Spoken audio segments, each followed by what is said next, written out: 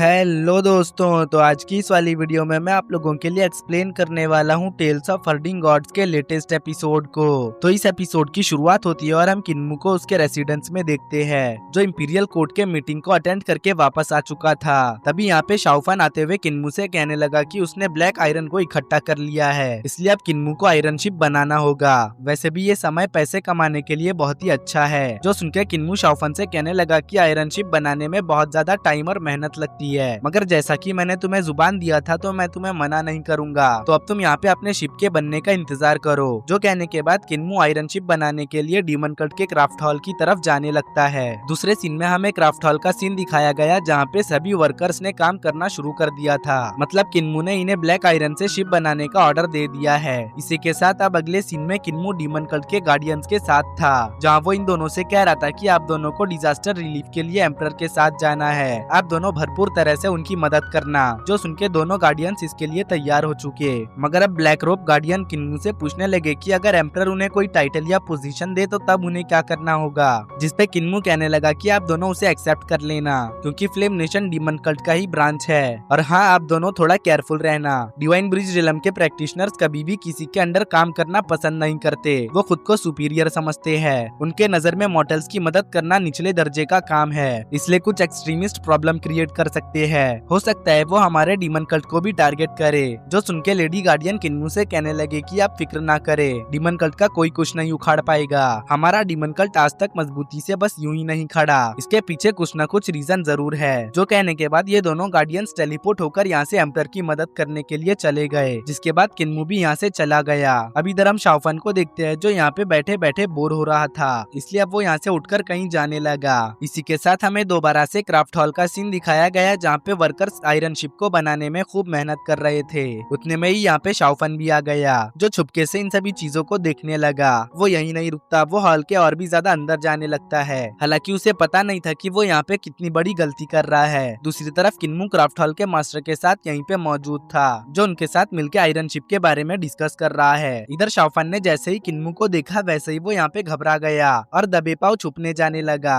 मगर तब तक काफी ज्यादा देर हो चुकी, क्योंकि किन्मू ने उसे देख लिया और सवाल करते हुए पूछने लगा कि आखिर तुम यहाँ पे क्या कर रहे हो। किन्मू के ये कहते साथ ही काफी सारे डीमन कल्ट के मास्टर्स ने शाओफान को घेर लिया। इन मास्टर्स में डीमन कल्ट के चारों सबसे ताकतवर हॉल मास्टर्स भी मौजूद थे, जिन्हें देख के तो शाओफान की फट गई। और अब वो कहने लगा, ब्रदर किन, क्या तुम डीमन कल्ट से हो? सच कहूँ तो मैंने कुछ भी नहीं देखा, मैं तो तुम्हें ढूंढते हुए गलती से यहाँ पे आ पहुँचा हूँ। जो सुन के किन्मू शाओफान के पास आते हुए कहने लगा कि अब तुम्हारे पास बस दो ऑप्शंस है। तुम पुराने खिलाड़ी हो, इसलिए मुझे लगता है कि तुम्हें पता होगा कि मैं किन दो ऑप्शंस की बात कर रहा हूँ। किन्मू की बात सुनते ही शाओफान बिना वक्त गवाए कहने लगा कि मैं डीमन कल्ट ज्वाइन करने के लिए तैयार हूँ। ये देखकर हुओलिंगर यहाँ पे मुस्कुराने लगी। दरअसल दो ऑप्शन में से एक ऑप्शन ये था कि अभी के अभी यहाँ पे शाओफान को मार दिया जाता, मगर शाओफान ने चालाकी दिखाते हुए सेकंड ऑप्शन को चुना। अब शाओफान किन्मू से कहने लगा कि अब ये मत कहना कि तुम डीमन कल्ट के मास्टर हो, जिसपे किन्मू मुस्कुराते हुए जवाब देने लगा कि अब से तुम मेरे बैंडिट हॉल के फायर मास्टर रहोगे। ये सुन के शाओफान समझ चुका था कि किन्मू ही डीमन कल्ट का लीडर है, इसलिए अब वो किन्मू से पूछने लगा कि आखिर मेरा शिप कौन सा है। तो किन्मू से उसका शिप दिखाते हुए कहने लगा कि ये रहा तुम्हारा ड्रीम शिप, और ये जो दूसरा छोटा शिप है वो मेरे पर्सनल यूज के लिए है, क्योंकि मुझे न्यू ईयर पे अपने घर जाना है, साथ ही साथ लोगों का इंस्पेक्शन भी करना है। किन्मू की बातों से शाओफान का कोई भी लेना देना नहीं था,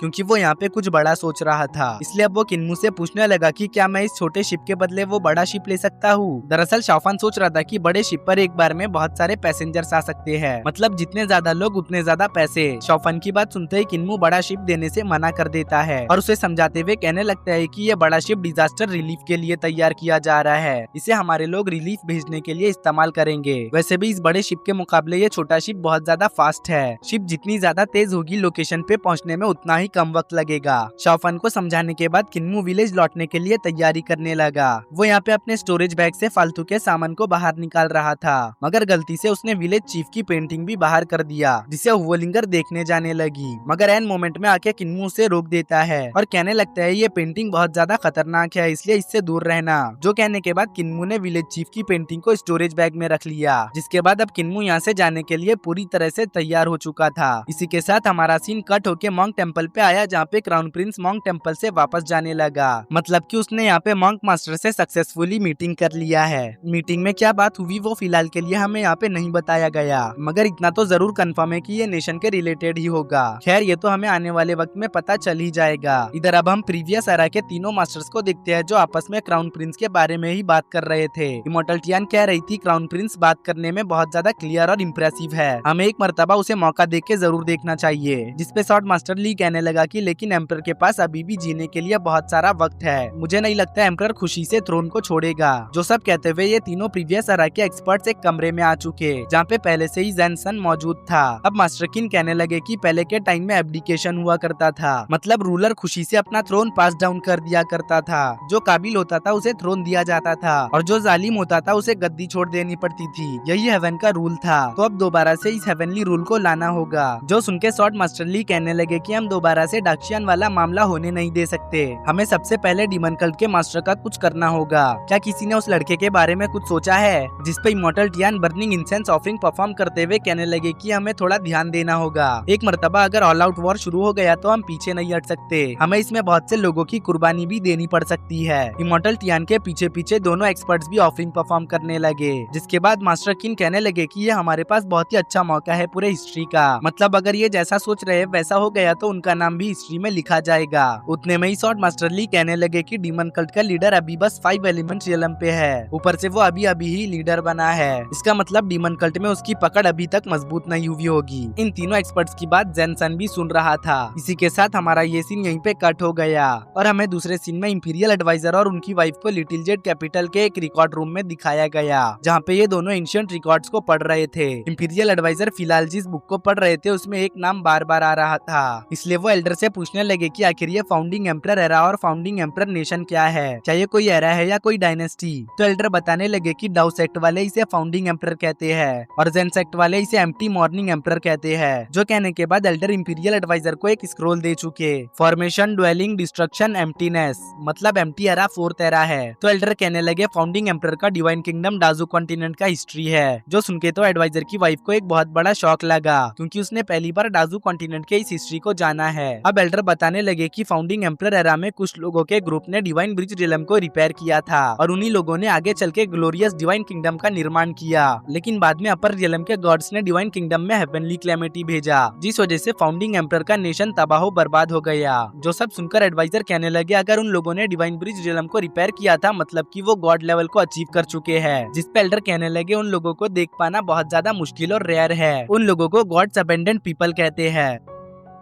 जो सुनकर एडवाइजर को लगा कि डाजू कॉन्टिनेंट के लोग कंप्लीट डिवाइन ब्रिज को पोजेस करते हैं, इसलिए वो कहने लगे क्या डाजू कॉन्टिनेंट के लोगों के पास कंप्लीट डिवाइन ब्रिज है? एडवाइजर की बात पर एल्डर कहने लगे कि नहीं, ये वो लोग नहीं। फिलहाल डाजू में किसी के भी पास कंप्लीट डिवाइन ब्रिज तो छोड़ो, डिवाइन ट्रेजरीज भी सही से नहीं। इस चीज को लिटिल जेट कैपिटल के इमॉर्टल्स ने इन्वेस्टिगेट किया था। खैर क्या फ्लेम नेशन ने डिवाइन डिक्री रिसीव किया था? तो एडवाइजर जवाब देते हैं कि डिवाइन डिक्री ने डाजू कॉन्टिनेंट से अबेंडन लोगों को बाहर आने से मना किया था, मगर मैं जहाँ तक समझता हूँ ये आम लोगों के लिए नहीं है। जिनसे हेवन डरता है ये वो कंप्लीट डिवाइन ब्रिज रियलम के लोग हैं, लेकिन आखिर वो अभी है कहाँ? एडवाइजर के इस सवाल को सुनकर एल्डर बताने लगे कि वो लोग फिलहाल कैरफ्री विलेज में है। कैरफ्री विलेज का सुनके तो एडवाइजर यहाँ पे सोच में पड़ गए क्योंकि उन्होंने कैरफ्री विलेज के बारे में पहली बार सुना है। इसी के साथ हमारा सीन शिफ्टो के फ्लेम नेशन पे आया जहाँ पे बर्फबारी की वजह से परिंदे भी जम चुके थे। वहीं डीमन कल्ट के कुछ मास्टर्स आम लोगों को बर्फबारी के तूफान से बचाते हुए सेफ जगह पे ले जाने की कोशिश कर रहे थे। अब हम किन्मू को देखते हैं जो अपने पर्सनल आयरन शिप में ट्रेवल करते हुए डाजू कॉन्टिनेंट की ओर जा रहा था और वो यहाँ पे सोच रहा था कि जैसे जैसे मैं डाजू कॉन्टिनेंट के करीब जा रहा हूँ वैसे वैसे ये बर्फबारी बढ़ती जा रही है और आम लोग तो इस बर्फबारी को रेजिस्ट भी नहीं कर सकते, वो तो जमकर यहाँ पे मारे जा रहे हैं। ये सब कहते हुए किन्मू डीमन कल्ट के उन लोगों के पास आ गया जो अभी यहाँ पे लोगों की मदद कर रहे थे। अब ये लोग किन्मू को देखते साथ ही उसके पास आ गए और उसे ग्रीट करते हुए कल्ट मास्टर कहने लगे। तो किन्मू इनसे कहता है कि सभी आम लोगों से कहो कि वो कहीं भी ना जाए क्योंकि हर जगह बर्फबारी हो रही है और ये बर्फबारी आगे चल के और भी ज्यादा स्ट्रांग हो जाएगी। किन्मू की बात सुन के ये बंदा कहने लगा कि अगर ये लोग रुक गए तो इनके अंदर जीने की उम्मीद खत्म हो जाएगी। जब तक ये लोग चल रहे हैं तब तक इनके अंदर एक उम्मीद बाकी रहेगी कि कहीं ना कहीं आगे चल के ये बर्फबारी बंद होगी। इन लोगों को गर्माहट की जरूरत है। जो सुनकर किन्मू भी यहाँ पे इन लोगों के लिए बुरा फील करने लगा। अगले सीन में किन्मू इन आम लोगों को गरम गरम सूप देने लगा और वहीं किन्मू के डीमन कल्ट के लोग इन्हें गरम कपड़े बांट रहे थे। इसी तरह से किन्मू ने कई सारे लोगों की हेल्प की, मगर वहीं यहाँ पे वोलिंगर इन सभी चीजों के खर्चे कैलकुलेट कर रही थी। वो किन्मू से कहने लगी कि चीजों के दाम बहुत बढ़ चुके हैं, जो सुनकर किन्मू कहने लगा कि कई सारे मर्चेंट्स एडवांस में ही सामान जमा करके रख रहे हैं और बेचने से मना कर रहे हैं। कीमत को स्टेबलाइज करना है तो उसकी शुरुआत इंपीरियल कोर्ट से करना होगा। मैनेजिंग प्रीफेक्चर के डिप्टी मजिस्ट्रेट को रिपोर्ट के लिए किसी को भेज दिया है, जो कहने के बाद किन्मू घूम घूम कर लोगों की मदद करने लगा। इसी बीच एक बूढ़ी औरत और एक बच्चा किन्मू के पैर पड़ने लगे, क्योंकि किन्मू ने आज इनकी बहुत ज्यादा मदद की है, मगर किन्मू इन दोनों को ऐसा करने से मना करता है। अब किन्मू आसमान की तरफ देखने लगा। तभी डीमन किंग डूटियान कहने लगा कि ये कोई आम डिजास्टर नहीं, ये सेलेस्टियल क्लेमिटी है और इस तरह का क्लेमिटी कोई गॉड ही क्रिएट कर सकता है। मुझे लगता है कि इस क्लेमिटी को क्रिएट करने वाला कोई जेंटल गॉड होगा, क्योंकि ये तो बस अभी एक वार्निंग है। क्योंकि अगर उस गॉड ने सच में सीरियस होकर अटैक कर दिया तो आज यहाँ पे कोई भी जिंदा नहीं बचता। जो सुनते ही किन्मू को याद आने लगा कि डाजू कॉन्टिनेंट में रात के वक्त बाहर जाना मना है। साथ ही साथ किन्मू को एक स्वॉर्ड मास्टर भी याद आने लगा, जो कह रहा था कि अगर डाजू कॉन्टिनेंट के लोग दिखे तो उन्हें उसी वक्त खत्म कर देना, क्योंकि डाजू कॉन्टिनेंट के लोगों को गॉड्स ने छोड़ दिया है। एंड में किन्मू को डाजू कॉन्टिनेंट के बॉर्डर पे मौजूद दोनों डिवाइन वेपन का भी ख्याल आया कि कैसे कोई भी डाजू कॉन्टिनेंट से बाहर नहीं जा सकता। अगर जबरदस्ती जाने की कोशिश किया तो ये डिवाइन वेपन उसे खत्म कर देते हैं। जो सब याद करके किन्मू कहने लगा कि डिवाइन डिक्री डाजू कॉन्टिनेंट के आसपास ही घूमता है, ऊपर से इतनी बड़ी आपदा को बस वार्निंग के लिए भेजा गया है। आखिर ये गॉड्स असल में है क्या चीज? जो कहने के बाद किन्मू खामोश होकर सोचने लगा। कुछ देर तक खामोशी से यहाँ पे सोचने के बाद किन्मू कहने लगा कि गॉड्स और डीमंस मरते नहीं, मगर हम बड़े चोर है जो कभी रुकते नहीं। किन्मू की आवाज में न घमंड था न डर, सिर्फ एक अजीब सा कॉन्फिडेंस और शांति थी। अब ये कहने के बाद किन्मू सभी लोगों को गुड बाय करके डाजू कॉन्टिनेंट के लिए रवाना हो गया। किन्मू का ये सफर कोई आम सफर नहीं होने वाला। इस रास्ते में छुपे हैं पुराने राज और खतरनाक दुश्मन और ऐसी सच्चाइयाँ जो पूरी दुनिया को हिला कर रख सकती है। इसी के साथ दोबारा से सीन शिफ्ट होकर लिटिल जेट कैपिटल पे आया, जहाँ एडवाइजर चाय पीते हुए पूछ रहे थे कि आखिर डिवाइन किंगडम ने ऐसा क्या किया जो उनके ऊपर हेवनली पनिशमेंट आई। एडवाइजर के सवाल पर एल्डर एक बुक देते हुए जवाब देते हैं कि इसे पढ़ने के बाद तुम्हें सब कुछ पता चल जाएगा। हम लिटिल जेट कैपिटल के लोग डिवाइन किंगडम को फाउंडिंग एम्परर कैलेमिटी कहते हैं और ऐसे 3 और कैलेमिटीज है, मतलब डिवाइन किंगडम से पहले भी 3 और एम्पायर्स को हेवनली पनिशमेंट ने डिस्ट्रॉय किया है। अब एल्डर बताने लगे कि फ्लेम नेशन को हम लिटिल जेट कैपिटल के लोग फ्लेम नेशन एरा कहते हैं। जो सुनकर एडवाइजर की वाइफ कहने लगी कि अगर आप अभी फ्लेम नेशन को एरा कह रहे हो तो जब ये तबाह हो जाएगा तब आप इसे कैलेमिटी कहोगे। क्यों, मैंने सही कहा ना? तो अब एल्डर कहने लगे एडवाइजर की वाइफ काफी ज्यादा समझदार है। हाँ, तुमने बिल्कुल सही कहा। फ्लेम नेशन के फॉल होने के बाद वो हिस्ट्री में गुम ना हो जाए, इसलिए हम उसे यहाँ रिकॉर्ड करके रखेंगे ताकि आने वाली जनरेशन को फ्लेम नेशन के बारे में पता चल सके। जो कहते हुए एल्डर एडवाइजर को वार्न करते हुए कहने लगे कि अगर तुम इसी तरह से आगे बढ़ते रहे तो फ्लेम नेशन को भी डिवाइन किंगडम की तरह ही हेवनली पनिशमेंट फेस करना पड़ेगा। जो सुनकर अब एडवाइजर भी यहाँ पे सोच में पड़ गए, क्योंकि एल्डर ने अभी जो कहा वो बिल्कुल सच है। इसलिए अब हमें ये देखना होगा कि आखिर एडवाइजर आगे क्या फैसला करते हैं। इसी के साथ अब एल्डर यहाँ पे एडवाइजर को गुड बाय कर चुके। यहाँ जाने से पहले एडवाइजर की वाइफ उनसे कहने लगी कि शायद ये एल्डर डिवाइन किंगडम से बिलोंग करते हैं। हो सकता है ये एल्डर डिवाइन किंगडम के डिसेंडेंट हो। जिस पे एडवाइजर जवाब देते हैं कि हाँ, ऐसा हो सकता है, मगर हमें एल्डर के बारे में ज्यादा नहीं सोचना चाहिए, क्योंकि इनके मन में हमारे लिए कोई भी बुरा ख्याल नहीं। फिलहाल तो अब हमें हिस्ट्री पे ध्यान देना होगा। हिस्ट्री मिरर की तरह होती है जो वापस जरूर दोहराई जाती है। डिवाइन किंगडम ने जो कुछ भी पास्ट में फेस किया है, अब फ्लेम नेशन को भी उसे फेस करना होगा। ये कहते वक्त एडवाइजर के चेहरे पे फिक्र साफ साफ दिख रहा था। अब उधर डाजू कॉन्टिनेंट वापस लौटते वक्त किन्मू का सामना एक बहुत ही खतरनाक बर्फीले तूफान से हो गया, जिसने किन्मू के शिप तक को जमाना शुरू कर दिया था। तो हुवोलिंगर जो कुलरोन के आग को भड़का रही थी, वो किन्मू से पूछने लगी कि आखिर हम कब तक इस तूफान से बाहर निकलेंगे। तो किन्मू शिप को कंट्रोल करते हुए कहने लगा बस निकल ही गए। जो कहते साथ ही किन्मू तूफान से निकल चुका। सिर्फ तूफान से निकला ही नहीं बल्कि फ्लेम नेशन के डिजास्टर वाले एरिया से भी बाहर आ गया। अब सब कुछ पीसफुली चल रहा था कि तभी किन्मू को अपनी तरफ कोई आता हुआ महसूस हुआ। इसलिए उसने तुरंत ही शिप के रफ्तार को बढ़ाते हुए अपने डायरेक्शन को मोड़ लिया। किन्मू के इस जगह से जाते ही कुछ ही पल में यहाँ पे लॉन्ग जियाओनन आ गई, जो किन्मू को ढूंढते हुए कहने लगी कि आखिर वो इतनी जल्दी यहाँ से गायब कैसे हो गया। मैंने अभी अभी तो उसे यहाँ पे देखा था। जो कहने के बाद वो तुरंत ही इंसेक्ट आर्मी के मास्टर की डिसाइपल से कहती है कि सिस्टर क्यूई, जल्दी से तुम अपने इंसेक्ट्स को रिलीज करो। जो सुनते ही ये बंदी अपने काफी सारे इंसेक्ट्स को रिलीज कर चुकी और कुछ ही वक्त में किन्मू को एक इंसेक्ट ने तलाश भी कर लिया। सिर्फ तलाश ही नहीं किया बल्कि उसके ऊपर अटैक भी कर दिया। लेकिन किन्मू को इस अटैक के बारे में पता चल गया, इसलिए वो तुरंत ही अपने ट्यूटर शॉट से इंसेक्ट को काट देता है। इधर किन्मू के अटैक की वजह से लॉन्ग जियाओनन ने उसे सेंस कर लिया, इसलिए अब वो कहने लगी कि अच्छा तो डीमन कल्ट के मास्टर तुम इधर पे हो। जो कहने के बाद वो किन्मू के पीछे रवाना हो गई, मगर किन्मू तुरंत ही हुवोलिंगर से कहने लगा कि जल्दी से स्पीड को बढ़ाओ। किन्मू का ऑर्डर मिलते ही हुवोलिंगर अपनी पूंछ को बड़ी ही तेजी से घुमाते हुए आग को भड़काने लगी, जिस वजह से किन्मू पल भर में ही लॉन्ग जियोनन की नजरों से दूर चला गया,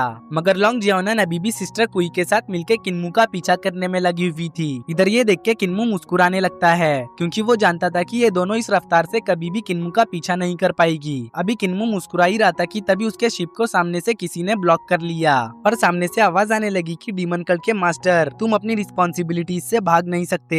पूरा फ्लेम नेशन स्नो डिजास्टर से कवर है, जिसमें कई सारे लोग मर रहे हैं। जो सुनते ही किन्मू शिप का कंट्रोल ड्रैगन किलिन को सौंपते हुए तुरंत ही शिप के सामने आ चुका, और अब वो जैसे ही अपने डिवाइन आई टेक्निक को एक्टिवेट करते हुए आगे के नजारे को देखता है तो उसे वहाँ पे एक बंदा दिखाई दिया जो कह रहा था कि मैं यूलान हूँ और अब तुम नहीं बचने वाले। दरअसल ये बंदा मास्टर किन का डिसाइपल है, वही मास्टर किन जो अभी मॉन्ग टेम्पल में मौजूद है। अब ये कहने लगा कि मेरी ही तरह और भी कई सारे लोग तुम्हें ही ढूंढ रहे हैं। अगर तुम अभी मुझे नहीं मिलते तो आगे चल के किसी और से मिलते। मैं तुम्हें बता दूं तुम्हारी ये जर्नी बिल्कुल भी सेफ नहीं होने वाली। जो कहने के बाद ये बंदा तुरंत ही अपने फायर बर्ड्स को कंट्रोल करते हुए किन्मू पे हमला कर चुका, मगर किन्मू यहाँ पे शॉर्ट कॉइलिंग मूव का यूज करते हुए इन सभी फायर बर्ड्स को खत्म कर देता है। इतना ही नहीं, वो यहाँ पे यूलान के ऊपर भी अटैक कर देता है, जिसे यूलान रोक नहीं पाता, और इस मौके का फायदा उठा के किन्मू अपनी शिप को लेके तुरंत ही भागने लगा। मगर तभी किन्मू के सामने एक बहुत ही बड़ा बुद्धा का धर्मा फॉर्म आ गया, और अब हमें यहाँ पे एक बंदे को दिखाया गया जो कह रहा था कि मैं ग्रेट शियोंग एंशिएंट टेम्पल से हूँ और अब तुम बिल्कुल भी नहीं बचने वाले। जो कहने के बाद वो यहाँ पे बुद्धा के पाम से किन्मू के ऊपर हमला कर देता है, जिस वजह से किन्मू का शिप चट्टान से जाके टकराने वाला है। तो किन्मू यहाँ पे सोचने लगा कि उसे जल्दी से यहाँ पे इस मास्टर के वीक पॉइंट को ढूंढकर एक जोरदार अटैक करना होगा,